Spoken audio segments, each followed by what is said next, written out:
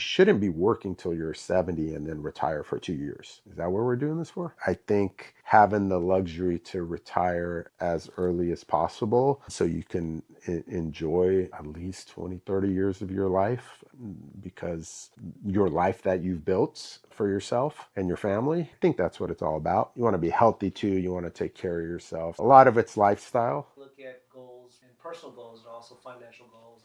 I think vision's everything. Having a vision, manifesting that vision, and having goals are real important. You have to lay it out. You have to have a plan and really identify that path to get there. If you start having goals and realistic goals and you start hitting them, that not only gives you momentum to get going, it also gives you confidence, especially if you're young. What do you do for your goals? I write it down. The amount of, maybe I'm old school, but I actually write on with a pad and paper. I have boxes and boxes of notepads of scribble. You said the word manifest. What does that mean to you? Try to see it, picture it, and picture yourself where you want to be. If it's a specific goal, it doesn't have to be business, it could be part of your life, part of something with your family, a personal goal. Manifest it, really like thinking about it and putting yourself there and making a promise to yourself that, hey, I'm going to get there, and kind of envisioning what it's going to be like when you're there. How much time do you spend on manifesting? There are certain things that just become a part of me when I think about it, and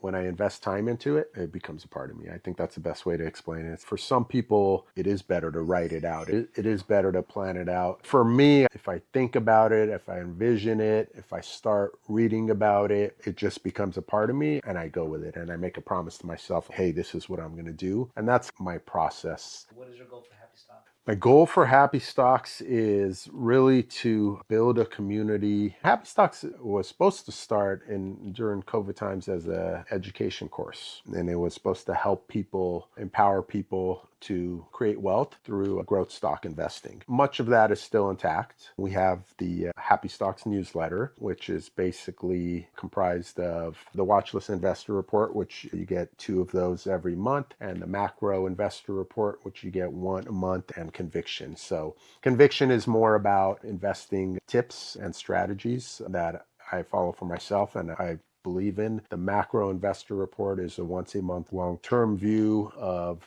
the entire macro economy, but not only that, also how that affects the long-term investor. And the watch list, that's the closest thing to the watch list from 2021. It's not a stock picking service. Basically, we'll give you 2 stock picks a month that are on my watch list that I've been following. Most of these will perform better than what people will give you in their stock picking service, which they'll charge for. The reason for that is because of the strategy that I use, because of my strict guidelines for the rules that I follow. So I talk about that a lot. I talk about it in my newsletter. I talk about it in my videos, what those strategies are, what key metrics I look for before even diving into a stock. And that's what the watch list provides you.